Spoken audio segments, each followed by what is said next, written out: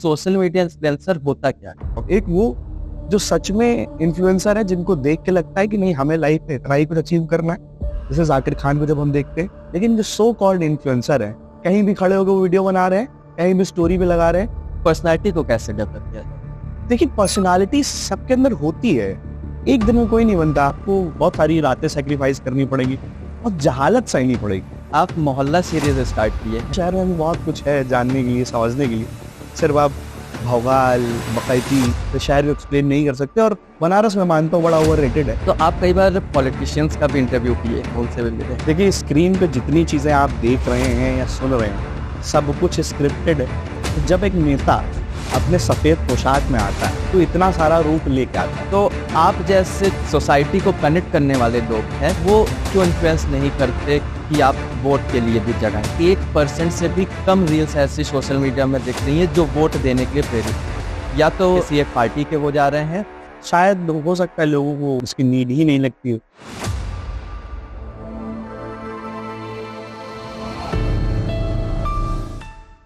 नमस्कार, योग शास्त्री वार्तालाप में आपका स्वागत है। जैसा कि हम लोग जानते हैं कि योग शास्त्री पे हम लोग अलग अलग विषयों पे बात करते हैं, अलग अलग एक्सपर्ट्स को ले आते हैं। तो आज के जो हमारे एक्सपर्ट्स हैं, उनके साथ थोड़ा सा उल्टा है। वो हमेशा सबसे प्रश्न पूछते हैं, आज उनसे प्रश्न पूछा जाएगा और उन्हीं के द्वारा उनकी यात्रा के विषय में जानेंगे। आज के हमारे गेस्ट हैं हिमांशु त्रिपाठी जी, जो प्रयागराज में काफी नामित एंकर हैं, होस्ट हैं और इवेंट मैनेजमेंट भी देखते हैं। साथ ही ये प्रयागराज को बहुत अच्छे से एक्सप्लोर कर रहे हैं, जिसके माध्यम से लोगों को प्रयागराज के एक एक मोहल्ले के बारे में पता चल रहा है। उस मोहल्ले की क्या विशेषता रही है, क्या इतिहास रहा है, किस कारण से उसका वो नाम पड़ा। तो ऐसे ही विशेष व्यक्ति का हम स्वागत करते हैं। नमस्कार हिमांशु जी। नमस्कार नमस्कार। क्या हाल चाल? एकदम बढ़िया। इंट्रो बड़ा मजेदार दिया आपने। इस पे कुछ 2-3 चीजें ऐड करूँ। हाँ बिल्कुल।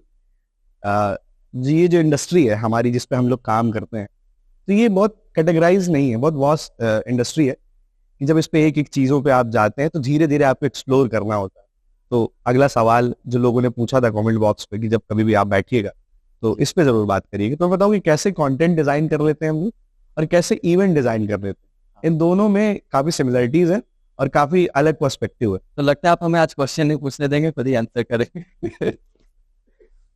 तो जब मैनेजमेंट की बात आती है और डिजाइन की बात आती है, तो उसके लिए आपको जरूरी है कि आप कहीं से कुछ ना कुछ सीखे रहे, कहीं किसी ऐसे ऑर्गेनाइजेशन में काम किए हो जो इन सारी चीजों पे काम कर रहा हो। तो आजकल जब लोग कमेंट करके पूछते हैं, फोन करके पूछते हैं, जब मिलते हैं तो पूछते हैं कि कैसे शुरू करें, तो वो इंपॉर्टेंट है कि शुरू आप कहाँ से कर रहे हैं। स्किल्ड होना एक अलग चीज है, टैलेंटेड होना एक अलग चीज है। कई बार स्किल्ड लोग टैलेंटेड लोगों से ज्यादा आगे निकल जाते हैं क्योंकि उनके पास एक्सपीरियंस ज्यादा होता है। तो मैं बस यही छोटी सी बात अपने इंट्रो पे ऐड करना चाह रहा था कि जैसे जैसे आप एक्सपीरियंस इनटेक करते हैं अपने अंदर, वैसे ही चीजें आपकी और ज्यादा एक्सप्लोर होती चली जाती। बिल्कुल। तो हम आपका ये इंटरव्यू आज का जो हम लोग पॉडकास्ट रखते हैं, ये 3 स्टेज में करेंगे, क्योंकि आपकी मेजर 3 चीज हमें दिखती है। एक, सोशल मीडिया प्रेजेंस बहुत अच्छी। हाँ। दूसरा, आप एंकरिंग भी करते हैं, बहुत सारे इवेंट्स में देखे आपको। और तीसरा, आपका इवेंट मैनेजमेंट का भी रहा है एक्सपीरियंस। इन तीनों ही स्टेज पे आएंगे। तो सबसे पहले आप ये बताइए कि सोशल मीडिया इन्फ्लुएंसर होता क्या है, उसका इम्पैक्ट क्या है? सोशल मीडिया इन्फ्लुएंसर को मैं पर्सनली 2 तरह से देखता हूँ। एक वो जो सच में इन्फ्लुएंसर है, जिनको देख के लगता है कि नहीं हमें लाइफ में इतना ही कुछ अचीव करना है, जैसे जाकिर खान को जब हम देखते हैं, जैसे हम किसी बड़े ऐसे न्यूज रिपोर्टर को देखते हैं जिसकी रिपोर्ट अच्छी, रवीश कुमार का भी एग्जाम्पल ले सकते हैं। अभी हम लेफ्ट राइट विंग पे नहीं जाएंगे, हम सिर्फ कंटेंट पे या उनकी पर्सनालिटी पे जाएंगे। जब आप किसी ऐसी पर्सनालिटी को देखते हो तो आप इन्फ्लुएंस होते हो। जाकिर सर के जब भी आप पॉडकास्ट देखोगे, जब भी आप सुनोगे उन्हें, तो कुछ ना कुछ फील होगा। लेकिन जो सो कॉल्ड इन्फ्लुएंसर है, जैसे कि जो रील्स बना रहे हैं, उनको सोसाइटी में क्या योगदान है वो बहुत इंपॉर्टेंट है। तो आप डांस करते हो, बहुत अच्छा करते हो, लेकिन उससे सोसाइटी में क्या इम्पैक्ट पड़ेगा? तो मेरी नजर में इन्फ्लुएंसर वो है जो सोसाइटी में कुछ कंट्रीब्यूट कर रहा है अपने कंटेंट के थ्रू, अपने टैलेंट के थ्रू। लेकिन अगर आपकी कोई भी ऐसी स्किल्स है, सोसाइटी में कोई भी इम्पैक्ट नहीं पड़ रहा, लोग कहते हैं कि हम एंटरटेनमेंट करते हैं। बिल्कुल सही कि आप एंटरटेनमेंट करते हैं, लेकिन क्या उस एंटरटेनमेंट की वर्थ है? देख कौन रहा? रिक्शा वाला देख रहा है या कोई बहुत बड़ा बिजनेसमैन देख रहा है? ये जेनजीज वाला जो कल्चर है या जो क्रिंज वाला जो कल्चर है, इसको मैं थोड़ा बड़ा अलग तरह से देखता हूँ। मेरा पर्सनल एक्सपीरियंस है, लोगों का अलग हो सकता है। तो इन्फ्लुएंसर वो है जो सोसाइटी में कंट्रीब्यूट करता है और वही अच्छा कंटेंट क्रिएटर भी। तो क्या सोशल मीडिया इन्फ्लुएंसर नशे को भी बढ़ाते हैं? सोशल मीडिया का नशा या अन्य नशे? देखिए नशे को भी 2-3 तरह से डिफाइन कर सकते हैं। नशा हर चीज का होता है, लोगों को चाय का होता है, लोगों को कुछ ऐसे खाने की क्रेविंग होती है, उसको भी कहते हैं कि वो भी नशा ही है। और नशा नशा है, चाहे स्मोकिंग का हो, ड्रिंकिंग का हो, या आजकल जॉइंट कल्चर बहुत चलता है। हम लोग की इंडस्ट्री में थोड़ा सा लोग इसको प्रमोट भी करते हैं अपने टैलेंट के थ्रू, जस्टिफाई करना चाहते हैं एक्चुअली में खुद को कि हम जो कर रहे हैं सही है। तो आर्टिस्ट बड़ा सेंसिटिव होता है, अपनी चीजों को लेके बहुत ज्यादा वो सेंसिटिव होता है। तो अगर वो नशा ले रहा है या इनटेक कर रहा है ऐसा कुछ ऐसी सोसाइटी में, तो अपने टैलेंट के थ्रू उसको जस्टिफाई करना चाहता है कि हम सही कर कि हम सही कर रहे हैं, जबकि वो गलत, उन्हें पता है कि ये गलत है। बट आसपास की चीजें ऐसी हैं, सिनेरियोज ऐसे बन गए हैं कि वो जस्टिफाई करने लगता है। क्योंकि मतलब इमोशन एक ऐसी चीज है ना कि जिस चीज के पीछे आ गया, फिर आप वो प्रूफ करके रहोगे या करके रहोगे, दिल किसी को दे बैठे तो फिर तो आप कुछ भी करोगे ना उसके लिए। तो वो अपने टैलेंट के थ्रू जस्टिफाई करने लगते हैं कि नशा ठीक है। और ये कूल कल्चर जो है, कूल डूड वाला, तो वो कूल डूड ऐसा कुछ फील नहीं है कि आपने 2 पैग लगाया आप सिकंदर हो गए। ये सब ऐसे लोग अपने आप को जस्टिफाई करने के लिए बताते रहे अपनी गलत आदतों को, फिर वो जो आगे से पिछली परंपरा चली आई वो आगे बढ़ती गई। तो जब भी कोई जनरेशन शिफ्ट आता है तो 20 से 30% का चेंज उस पर ये है कि नेचुरली होगा, और 20 to 30% का जो चेंज है वो सर्कमस्टांसेस के थ्रू होगा। तो जितना जनरेशन शिफ्ट आता गया, जब से आर्ट रही, जब से आर्ट बनी, तब भी लोगों ने नशे को जस्टिफाई किया, आज भी लोग जस्टिफाई कर रहे हैं, पर गलत तो है ना वो। नशा हर तरह का गलत, नशा हर तरह का गलत है, उस पर सिर्फ आपको क्षणिक सुख मिल सकता है, बट लॉन्ग टर्म के लिए वो आपके लिए बहुत हानिकारक है। मेरे आसपास बहुत सारे ऐसे एग्जाम्पल है, मैं उनको देखता हूँ तो काफी कुछ समझने को मिलता है कि इससे क्यों दूर रहना चाहिए। तो इससे बचने का कोई उपाय? सेल्फ कंट्रोल, आसपास का एनवायरनमेंट ऐसा रखिए ना कि आप कंट्रोल कर सके। और सबसे अच्छी चीज होती है जब आप पोस्टपोन करना शुरू करते हो। सिगरेट की क्रेविंग हो रही है, आप पोस्टपोन करिए कि हम 20 मिनट बाद पिएंगे। आपको लग रहा है कि आज शाम में ड्रिंक करना, तो उसको कल में पोस्टपोन कर दीजिए, और ऐसे कल कल कल कल करते करते करते करते। इसलिए सेल्फ कंट्रोल होना बहुत जरूरी है। उसके लिए अगर सेल्फ कंट्रोल नहीं है आपके अंदर, आप बहुत ज्यादा ऐसे भागते हैं, इमोशन बड़े फ्लक्चुएट होते हैं, तो मेडिटेशन का सपोर्ट ले सकते हैं। तो मैं जब मेडिटेशन करना मैंने शुरू किया था, जब तो मैं आनंद योगालय से ही जुड़ा हूँ, तो यहाँ से करना शुरू किया था, तो वहां पे जो चेंज देखने को मिला, जो क्लियरिटी आई, वो बहुत इंपॉर्टेंट है लाइफ। जब भी आप कंफ्यूज होइए तो ऐसी चीजों का सहारा लीजिए जो नेचुरली है। पहले आप नेचर से रिलेटेड कोई ऐसी चीज करने लगी, कोई भी एक्टिविटी, मेडिटेशन है, योग है, ध्यान है, फिजिकल एक्सरसाइज है, या कोई ऐसी हॉबी पा लीजिए जिसमें आप खुद को एंगेज रखें, तो उससे हेल्प मिलेगी। बिल्कुल। और आपने एक बहुत अच्छी टेक्निक दी कि पोस्टपोन करना शुरू करें। हम लोग जैसे अच्छे काम को पोस्टपोन करके और आलस में पड़े रहते हैं, तो इसकी जगह नशे को। तो ये बताइए, सोशल मीडिया इन्फ्लुएंसर्स का इम्पैक्ट पड़ता है सोसाइटी पे?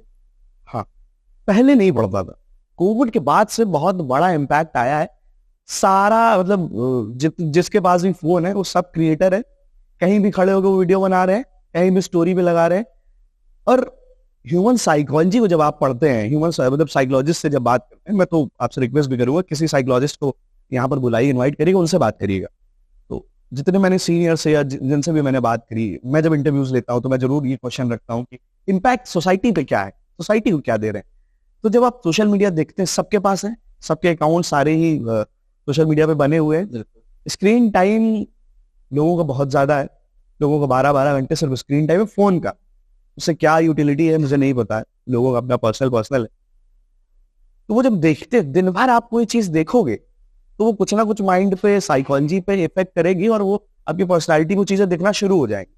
जैसे तभी तो लोग आइडियल मान लेते हैं, फिर उनको इतना फॉलो करते हैं। तो किस टाइम पे, किस पॉइंट पे क्या चीज क्लिक होगी, क्या आपकी पर्सनालिटी पे जाके इफेक्ट करने वाली है, इसके लिए आपके इमोशन क्या चल रहे हैं ये भी है। कि जब कभी आप बहुत इमोशनल हुए तो आपको वो प्यार मोहब्बत वाली जो शायरी है, लाइन्स है, रील्स है, वो पसंद आएंगे, रिलेटेबल रील्स। और एआई जब से आया है, आपने 3 बार 4 बार आपके फोन के सराउंडिंग में आपकी वो बात हुई, और वही आपको सजेशन में आने लगेगा। बिल्कुल। तो ये चीजें सोसाइटी में इम्पैक्ट तो बहुत ज्यादा है।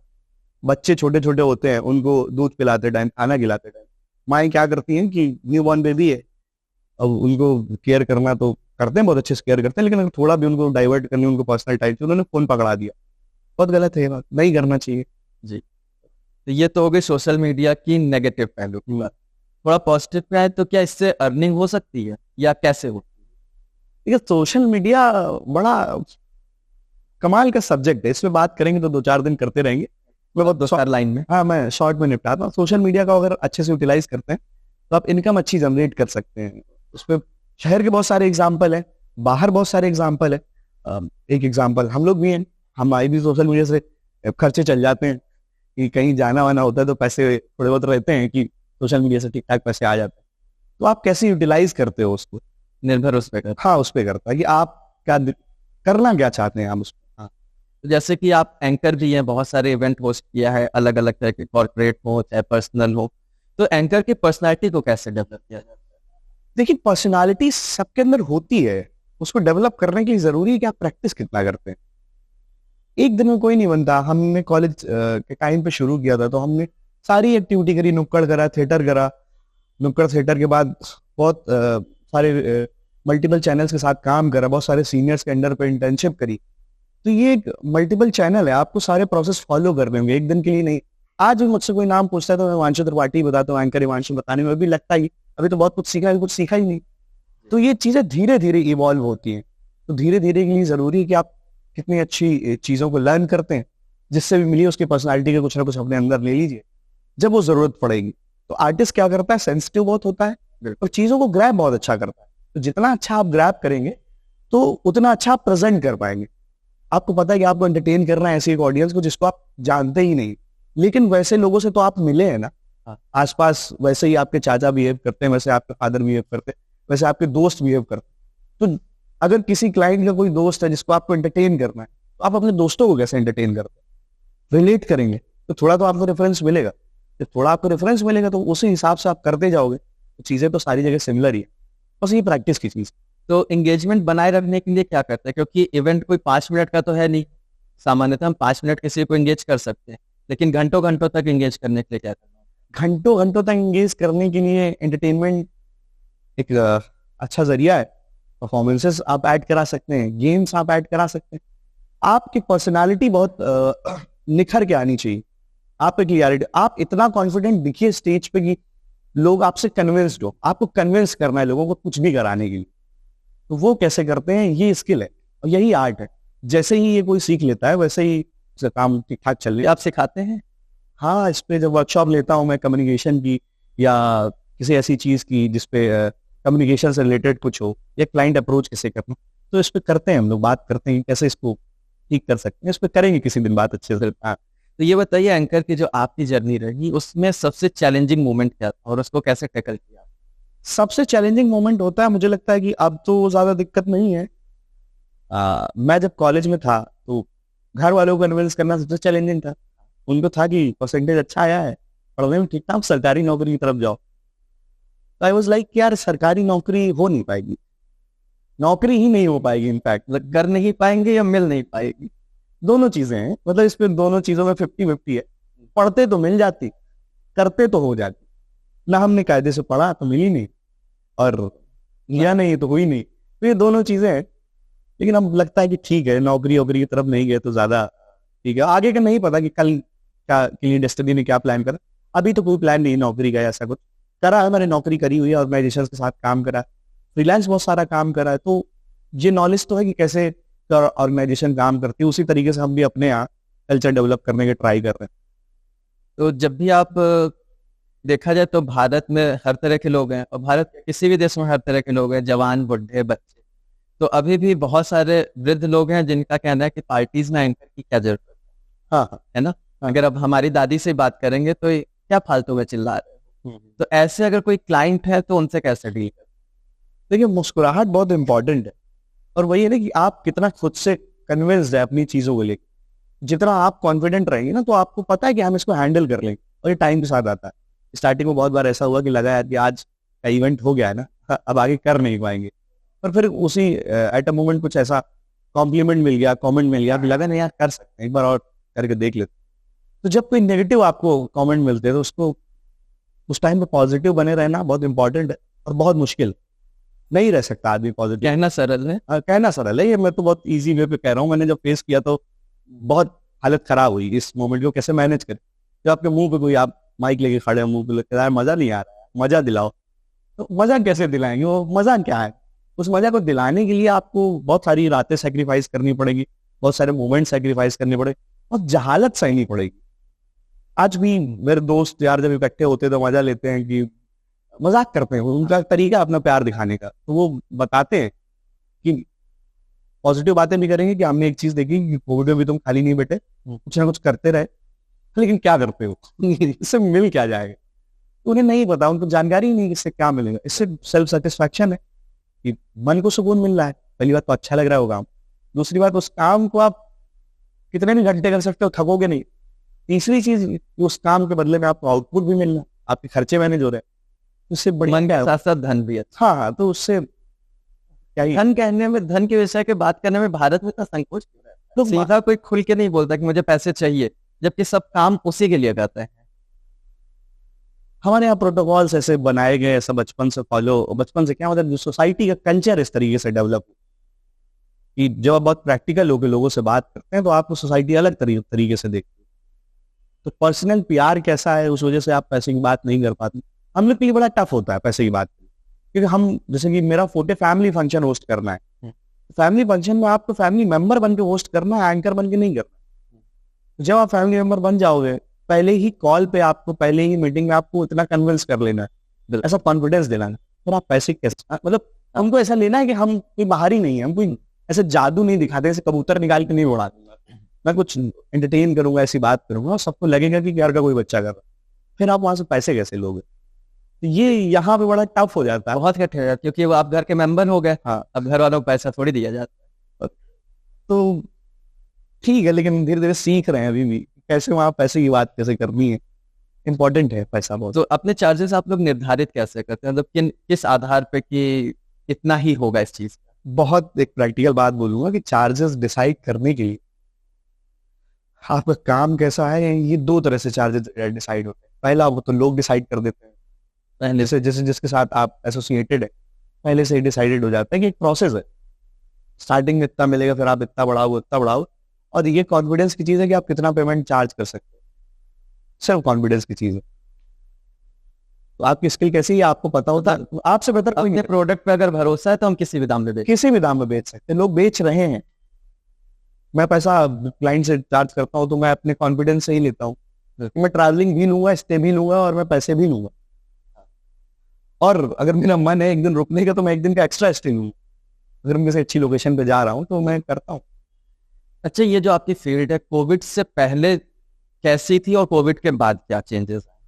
कोविड के पहले तो बस स्टार्ट ही करा था, तो कोविड के पहले का तो बहुत ज्यादा एक्सपीरियंस तो नहीं कहेंगे कि था, लेकिन बट सीख रहे थे, इंटर्नशिप्स कर रहे थे, टाई अप्स थे अच्छे, मिनिस्ट्रीज के साथ भी काम कर रहे थे, तो सीख रहे थे बहुत अच्छा, मजा बहुत आ रहा था, और बिल्कुल आना ही शुरू हुआ था। मजे के साथ साथ अपनी पॉकेट मनी जो घर से आती थी वो बंद हो चुकी थी, और पैसे हम कमाना शुरू कर चुके थे। तो पैसे बहुत ज्यादा तो नहीं मिल रहे थे, लेकिन इतने मिल रहे थे कि अपने जो ग्रुप है उसमें सबसे ज्यादा था, तो वो भौगाल भी उस समय आ रहा था, लग बहुत अच्छा रहा था, वही मोटिवेशन था काम करने का कि भाई कल फिर जाके करेंगे, कल फिर पैसे मिल जाएंगे और मजा बराबर आएगा। हाँ, तो कभी इस पूरे प्रोसेस में, सीखने सिखाने करने कराने के प्रोसेस में, ऐसा फेज आया कि अब नहीं हो? बहुत बार, रोज रात में कहे थे, ये मतलब बहुत प्रैक्टिकल चीजें हैं कि रोज लग सकता है आपको, हफ्तों 10 दिन महीनों सालों तक आपको ये लगेगा क्या कर रहे हैं यार। आर्टिस्ट कभी सेटिस्फाई होता ही नहीं अपनी आर्ट से, और जिस दिन वो सेटिस्फाई हो जाए उस दिन अपने आप को आर्टिस्ट कहना बंद करके, तो फिर वो प्रोग्रेसिव नहीं हो पाए। तो हर एक पॉइंट पे आपको फील होने लगता है, जैसे आर्ट बड़ी इम्पल्सिव नेचर की होती है, तो जैसे ही कोई बड़ा आर्टिस्ट देखते हैं उसको लगता है I can do this and I will, look, इसको मोटिवेशन के तौर पे भी ले सकते हैं, लेकिन ये है इम्पल्सिव नेचर होता है आर्टिस्ट का, इनसिक्योर भी कहें तो कह सकते हैं, पर है नहीं ऐसा। जैसे ही आप कुछ देखते हैं आपको लगता है इस पे मेरा क्या टेक होगा, अगर यहाँ पे मैं होता तो मैं क्या करता, तो मैं जो है आर्ट के साथ आपको इनबिल्ट मिलता है। और कभी आपको डिप्रेशन या ऐसा कुछ समय आया? हम कह देते हैं कि हम डिप्रेस्ड है, हमारे पास डिप्रेशन जैसी चीजें, मतलब मेरा पर्सनल मानना है, मैंने फील करा अकेलापन, बहुत क्राउड में रहते हुए, मैं हमेशा से हॉस्टल्स में रहा हूँ, बहुत समय से बाहर रह रहा हूँ, तो लोगों के बीच में रहा हूँ, बट लोगों के बीच में जब आप अकेलापन फील करते हो ना, वो जब कुछ आपका खो जाता है, ऐसे कुछ मिसिंग हो, जब आप कुछ करना चाहो ना कर पाओ, तो वो मेरे हिसाब से वो डिप्रेशन है। और मेरे ही हिसाब से डिप्रेशन क्या एग्जिस्ट नहीं करता, बशर्ते आप खाली नहीं होने चाहिए, आप कुछ ना कुछ करते रहें, व्यस्त रहें, अपने लोगों के आसपास रहें, और अपने लोगों को जब आप खुश देखते हो ना, डिप्रेशन क्या है वो कहीं एग्जिस्ट नहीं करता। उसके लिए सबसे इंपॉर्टेंट है नेचर से आप जुड़े रहें, मेडिटेशन करते रहें, ऐसे एनवायरनमेंट में रहें जो पॉजिटिव हो। मैं पूछूं यहाँ पे प्रयागराज वाले लोगों से कि सनराइज की 3 ऐसी प्लेसेस बताइए जहां से बेस्ट सनराइज दिखता हो। प्रयागराज वालों, ये चैलेंज है, आपको बताना है कि कौन से 3 जगह जहाँ पे बेस्ट सनराइज दिखता है। आप उत्तर नहीं दीजिएगा इसका, हाँ हाँ, आप कमेंट में कभी कमेंट में कभी कभी। कुछ चैलेंज और दे दीजिए प्रयागराज वालों। प्रयागराज को कितने अच्छे से प्रयागराज वाले जानते हैं, केवल गुंडई ही है या फिर आगे कुछ? नहीं, प्रयागराज में इतना कुछ है। मैं लगभग पिछले 3 साल से कंटेंट प्रयागराज पे बना रहा हूँ, और हर तीसरे दिन मैं सरप्राइज हो जाता हूँ। ये बात मुझे कैसे नहीं पता। मैंने बहुत पढ़ा है शहर के बारे में, बहुत घूमा, मतलब पूरी पूरी रात घूमा, पूरे पूरे दिन घूमा, बट स्टिल हमें अभी भी कोई ना कोई इंसान ऐसा मिल जाता है जो कोई एक नई बात बता देता है। फिर मैं उसके बारे में रिसर्च करता हूँ, पढ़ता हूँ, फिर अपना कंटेंट डिजाइन करके वैसे बनाता हूँ। तो प्रयागराज बहुत। आप मोहल्ला सीरीज स्टार्ट किए हैं, हाँ, तो उसको मतलब कैसे आइडिया है कि ये करना चाहिए? क्योंकि अभी प्रयागराज को ऊपर से देखा गया कि पद्म पुराण में ऐसा दिया है, गरुड़ पुराण में ऐसा दिया है, या तो कुछ लोग बता दिए कि सबसे ज्यादा प्रधानमंत्री दिया है, लेकिन ये जो सबसे सूक्ष्म चीजें जहाँ लोग रहते हैं हाँ, उसको कोई रिसर्च किया नहीं था पहले, या किया तो दिखाया नहीं। मुझे लगता है सारी चीजें प्रयाग के बारे में लिखी गई हैं। जितना आप अध्ययन करते हैं उतना ही निकलता है। मैंने एक कंटेंट बनाया था जो बहुत वायरल गया था कि प्रयागराज ही एक इकलौता ऐसा शहर है जो जिसपे हलवाइयों के नाम पे चौराहे, हर शहर में होते हैं, हर कस्बे में होते हैं हलवाइयों के नाम पे, और ऑथराइज्ड ऑथेंटिक नहीं होते। हमारे शहर में है हीरा हलवाई चौराहा, सिविल लाइंस वाला, और इस तरीके से मंगफोरगंज में हलवाई चौराहा, मंगफोरगंज में हलवाई चौराहा है। तो जब ये सब कुछ लिखा हुआ है, एक प्रयाग प्रदीप करके हिंदुस्तानी अकेडमी की बुक निकलती थी, मैंने बहुत कोशिश करी, बस उसमें कुछ ही चीजें मुझे मिल पाई। एक गुनाहों का देवता किताब है, मैं हमेशा लोगों को रिकमेंड करता हूँ कि आपको कुछ पढ़िए ना पढ़िए, लेकिन गुनाहों का देवता जरूर पढ़िए। तो गुनाहों का देवता स्टार्टिंग लाइन पे आता है कि इलाहाबाद शहर जरूर किसी रोमांटिक देवता ने बनाया होगा, वरना इतना खूबसूरत शहर कैसे हो सकता है। लखनऊ से भी चौड़ी सड़कें, बनारस से भी पतली गलियां जहाँ हैं, तो इस तरीके का जिक्र है इस पे। जब आप ये सब पढ़ते हो तो आपको लगता नहीं शहर में भी बहुत कुछ है जानने के लिए, समझने के लिए।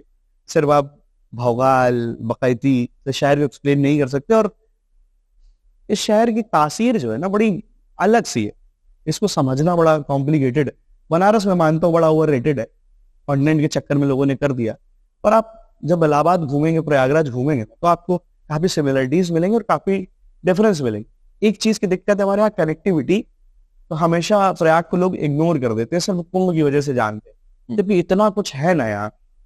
लखनऊ, बनारस और कानपुर आसपास होने की वजह से प्रयाग हमेशा दबा रहेगा, या लोग इतना ध्यान नहीं देता, क्योंकि इतना कुछ है ना। वही हम लोग कोशिश कर रहे हैं। अब मोहल्ला सीरीज पे आ जाते हैं। तो ये हुआ कि निकलते थे दोस्तों के साथ, उन्होंने कहा कि देखिए बच्चन साहब का बंगला है ये, अशोकनगर गए कहाँ देखिए यहाँ महादेव वर्मा रहते, दारागंज गए कहाँ यहाँ निराला रहते थे, चौक की तरफ गए तो कहीं फलाने राइटर रहते थे, यहाँ पे ये हुआ, ये इमली का पेड़ है, यहाँ पे फांसी दी गई। फिर मैंने कहा कि यार इसको एक साथ कैसे कंटेंट पे लाएंगे यार। फिर लगा कि किसी अगर मोहल्ले को बनाना, जैसे मैं मनफोड़गंज रहता हूँ, सिविल लाइंस पे दिन भर रहता हूँ, तो पहला वीडियो हमने बनाया सिविल लाइंस, कैनेडियन टाउन करके नाम था, किसी के नाम पे रखा गया था, अंग्रेजों के नाम पे बहुत सारे मोहल्ले हैं यहाँ। तो मुझे लगा मोहल्ले पे कंटेंट बन सकता। तो हमारी टीम के लोगों ने कहा कि पॉसिबल नहीं है, मोहल्ला नहीं चलेगा। मैंने कहा कर देते हैं, और अभी तक की सारी सीरीज में सबसे हिट सीरीज मोहल्ला सीरीज है।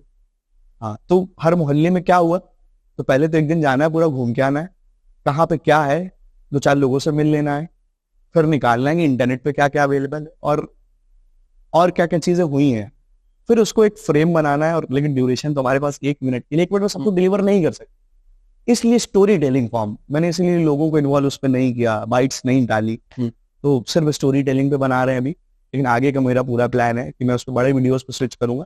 जैसे ही बड़े वीडियोस बनाऊंगा, मोहल्ला सीरीज 2.0 निकालूंगा, तब हर मोहल्ले का 5 मिनट का वीडियो, 4 मिनट का वीडियो में देने वाला। क्योंकि बहुत सारे मोहल्ले, जैसे जिस मोहल्ले में हम खुद रहते हैं, फ्योराबाद में, एक कोई मेरा दूसरा शहर का फ्रेंड है, वो रील हमको भेज रहा है आपकी, ये देखो बड़ा अच्छा है, तुम्हारे मोहल्ला बड़ा फेमस है। हमको इतना फेमस है हमें को नहीं पता है यहाँ पे ये सारी चीजें। तो वो मोहल्ला सीरीज बहुत इम्पैक्ट डाल रही है। आप एक चीज इस पे मैं ऐड करना चाहूंगा, देखिए इस पे ना एक फैक्टर होता है, जब आप लव में होते हो या किसी के साथ होते हो, कई बार आप चीजें एक्सप्लोर साथ में नहीं कर सकते। कुछ मजबूरियां, घर से नहीं निकल पा रहे, दूर रह रहे, तो मुझको पर्सनल कमेंट है कि हम आपकी वीडियोस देख के अपने शहर को फील कर पा रहे हैं। मैं दुबई में बैठा हूँ या मेरे घर वाले यहाँ हैं या मैं इधर बैठा हूँ उधर बैठा हूँ, जब मैं आपकी वीडियोस देखता हूँ तो मुझे लगता है कि मैं अपने शहर में वापस आ गया। तो ये एक बड़ा मोटिवेशन है बनाने का। दूसरा मोटिवेशन है कि बहुत सारे ऐसे गर्ल्स एंड बॉयज ने मैसेज करा कि हम दोनों साथ तो नहीं जा पाते या हम दोनों साथ बहुत टाइम से नहीं गए हैं, बट आपके जब वीडियोस देखते तो कनेक्शन फील होने लगता है कि हम दोनों अगर यहाँ जा रहे होते तो यही चीज कर दो एग्जैक्ट जो आपने वर्ड्स पे यूज करा। ये भी मोटिवेशन बना, वीडियो फील करा रही। हाँ वीडियो फील करा रही लोगों को। और शायद लोगों के एक्सपीरियंस अगर मैं लिख पा रहा हूँ तो ये मेरे लिए बड़ी बात है कि हमारे जो मोमेंट रह गए जिसके साथ हमें वो मोमेंट सेलिब्रेट करने थे नहीं कर पाए, तो उसको इमेजिन करके लिखना कि अगर मैं उसके साथ संगम के किनारे बैठा होता तो मैं क्या बात कर रहा हूँ, ये मैं सनराइज देखने गया होता तो मैं क्या कर रहा हूँ, ये सनसेट देखने आया हूँ तो क्या कर रहा हूँ। तो बहुत इंपॉर्टेंट है सारी चीजें, सनराइज देखना, सनसेट देखना, साथ में घूमना, बातें करना। तो अगर मैं कर रहा होता नहीं कर पाएगा ये जिसके साथ करनी है तो क्या करता मैं कि क्या को रोज लिखता हूँ, मतलब वॉट को मैं डिफाइन करता हूँ, रोज लिखता हूँ उसको, फिर मैं कंटेंट के थ्रू अपनी तो इसीलिए वो महसूस कर पाते हैं हाँ। लोग जो आपने महसूस किया। अच्छा, प्रयागराज में 3 कोई ऐसी जगह बताइए जो ओवररेटेड है और 3 जो अंडररेटेड। ओवररेटेड प्लेसेस पे सबसे ज्यादा जो मुझे लगता है खाने की चीजों को बहुत ओवररेट कर दिया गया और खाने की ही चीजों को बड़ा अंडररेट कर दिया गया कि आप शहर के 2-3 ऐसे ब्रांड हैं जिनकी हिस्ट्री बहुत अच्छी है और उनका खाना इतना बकवास है कि हो सकता है आपका पेट खराब हो जाए। बिल्कुल, हाँ समझ रहे हो, कहा हुआ भी है। तो खाने की चीजें, और संगम का भी ओवररेटेड होगा नहीं, अरेल का भी ओवररेटेड होगा नहीं, इन पे जाना ही नहीं। तो खाने पे बात कर सकते हैं। सिविल लाइंस को भी लोगों ने बड़ा अलग तरह से दिखाया है कंटेंट में, और खाने की चीजों पे मैं जाऊंगा, मेरा टेक वही है, फूडी आदमी, मुझे खाना पसंद है। और जहाँ के बारे में इतनी बात हो और वहाँ का खाना इतना बकवास हो तो फिर अच्छा तो नहीं लगेगा ना। इसलिए मैं खाना प्रमोट बहुत रेयर करता हूँ, और ऐसे नहीं वीडियोस मैंने बनाए नहीं, लोगों के लिए बनाए, प्रमोशंस किए हैं, पेड प्रमोशन। बट अब कोई खाने का क्लाइंट फोन करता है कि खाना प्रमोट करना है तो मैं हाथ जोड़ लेता हूँ कि मैं अपनी ऑडियंस से झूठ नहीं बोल सकता। झूठ बोलने की मेरी लिमिट। हाँ, मैं कहूंगा कि यार ठीक है, ये तो मुझे आप ओरिजिनल रिव्यू करने दो, मुझे जैसा लगे मैं वो बताऊं, फिर वो अच्छा नहीं लगेगा। फिर वो अच्छा नहीं लगेगा, फिर आप पेमेंट किस बात की, वो चीज है। तो कोई 1 या 2 प्लेस आप ऐसे खाने के बताइए जो आपको बहुत पसंद। लोकनाथ वाली जो गली है ना, बड़ी फेवरेट है मेरी। मतलब रात में अगर मुझे जब भी टाइम मिल जाता है, गर्मी के टाइम या ठंडी के टाइम, तो इतना जाम फेस करते हुए चले जाते हैं सर वो, तो वो मुझे वहाँ की रबड़ी बहुत पसंद।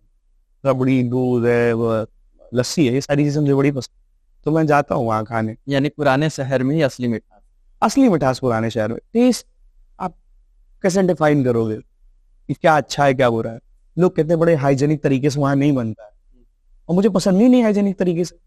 मैं बहुत अच्छे रेस्टोरेंट में भी जाता हूँ तो मुझे ऑर्डर तो वही करना है जो मैं रेगुलर खाता हूँ, दाल ही ऑर्डर करूँ, पनीर ही ऑर्डर करूँ, तो उसका टेस्ट हर जगह थोड़ा थोड़ा डिफरेंस मिलता है। लेकिन मुझे कहाँ का पसंद है कि ढाबे का पसंद, जहाँ 4 दोस्तों के साथ बैठ के खा सकते हैं, बजट का मुंह ना देखना पड़े, और ऑथेंटिक टेस्ट भी मिलता है ना उस शहर का। डोमिनोज में जाएंगे तो किसी भी डोमिनोज में जाइए सेम टेस्ट मिलेगा, किसी भी ब्रांडेड उस आउटलेट में जाइए हर जगह सेम टेस्ट मिलेगा। तो फिर शहर घूमने का मतलब ही।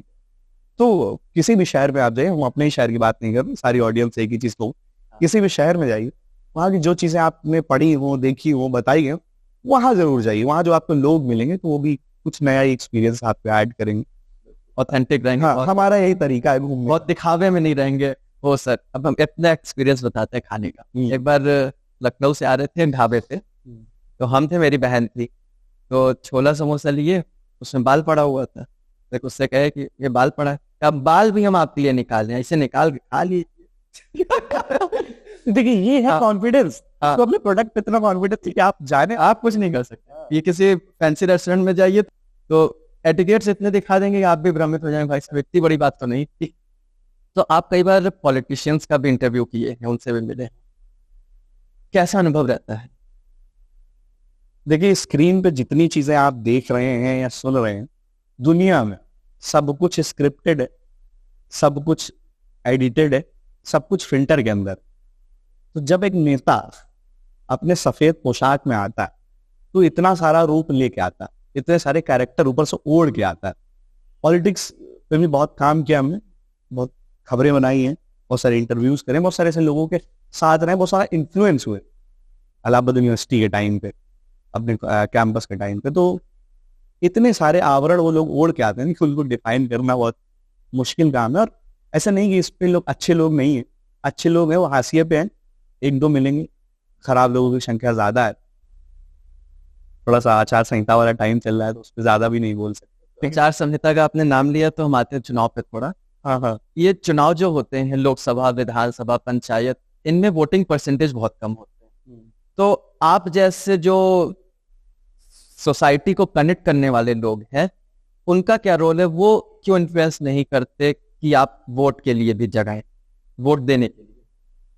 इसका पता है, एक नहीं, ऐसा नहीं कि लोग नहीं कर रहे हैं या नहीं, इस पे हम आपको थोड़ा क्रॉस करेंगे। हाँ। हम बहुत सारी रील्स देख रहे हैं पिछले, जब से आचार संहिता लगी उससे पहले से भी, जब से लोकसभा चुनाव घोषित हुआ उस समय से भी।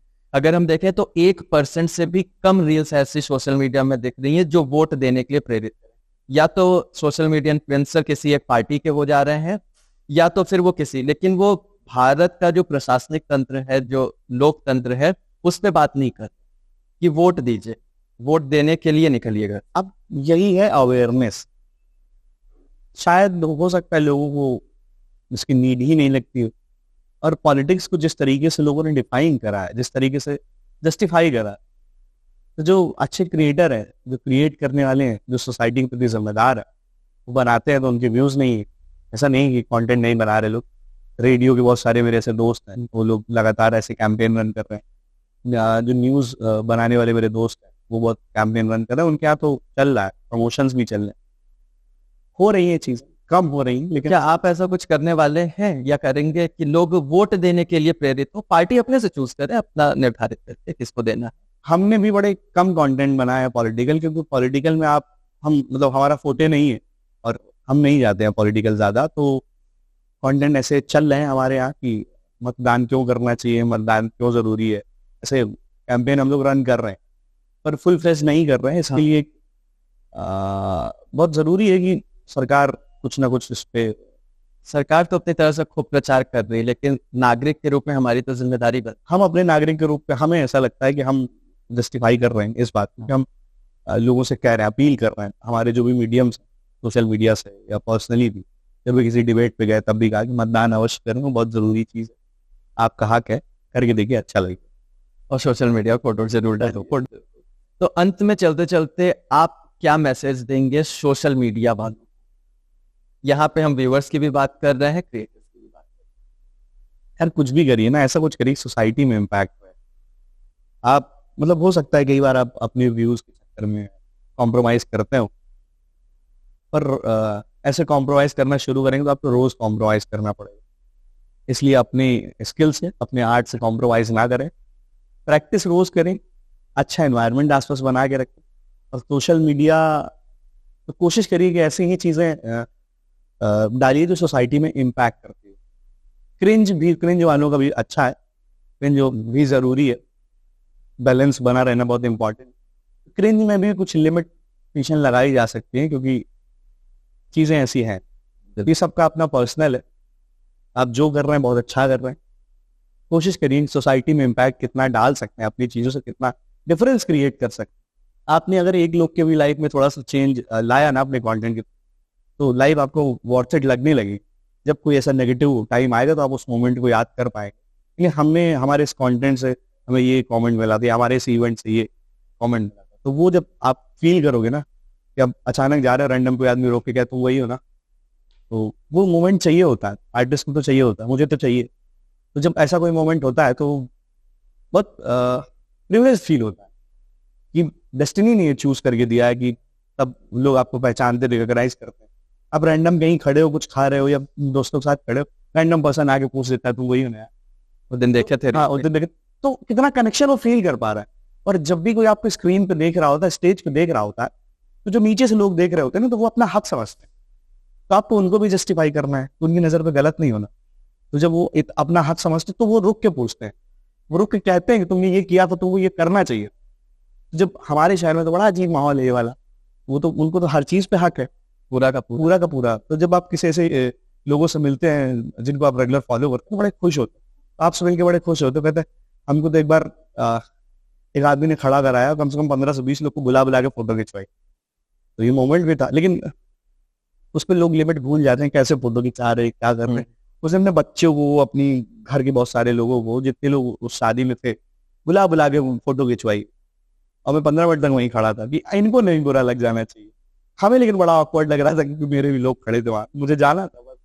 लेकिन ठीक है, तो जो भी करिए बड़ा सोच समझ के करिए, क्योंकि आगे खुद को आप जस्टिफाई नहीं कर पाएंगे। जब भी आप रात में सोते टाइम जब अपने आप से सवाल पूछेंगे कि क्या आपने सोसाइटी में कोई इम्पैक्ट क्रिएट करा, और जवाब में अगर ना आया तो हो सकता है आपकी नींदें उड़ जाए। अभी नहीं उड़ रही, आगे उड़ जाएंगी जब आप नागरिक के तौर पर बढ़ेंगे, इंटेलेक्ट आपका डेवलप हो। बहुत बहुत धन्यवाद हिमांशु जी अपना कीमती समय देने के लिए और हमारे दर्शकों को ढेर सारे पॉइंट्स और विशेष जानकारी देने के लिए। जैसे कि आज के इंटरव्यू पॉडकास्ट में हम लोगों ने जाना कि सबसे ज्यादा महत्वपूर्ण है कि हम अपने शहर को वरीयता दें, शहर के बारे में जानें। हम दूसरी जगह घूमें, अच्छा है, अपने शहर को जानें। और चैलेंज भी दिया हमारे गेस्ट ने कि कोई 3 सनराइज पॉइंट्स आप बताइए, बिल्कुल बताइएगा। और साथ ही हिमांशु जी ने हमें बताया कि किस तरह हम अपने नशे को भी छोड़ सकते हैं, पोस्टपोन करने का एक बहुत अच्छा टेक्निक दिया। इसी प्रकार से बहुत सारी नॉलेज भरा ये इंटरव्यू रहा और ऐसे ही और इंटरव्यूज को देखने के लिए सब्सक्राइब करें योग शास्त्री। नमस्कार। धन्यवाद। योग शास्त्री को सब्सक्राइब करें, बेल आइकन जरूर दबाएं जिससे आपको नोटिफिकेशन मिल सके। और किस किस टॉपिक पे आप पॉडकास्ट देखना चाहते हैं ये हमें कमेंट बॉक्स में। धन्यवाद।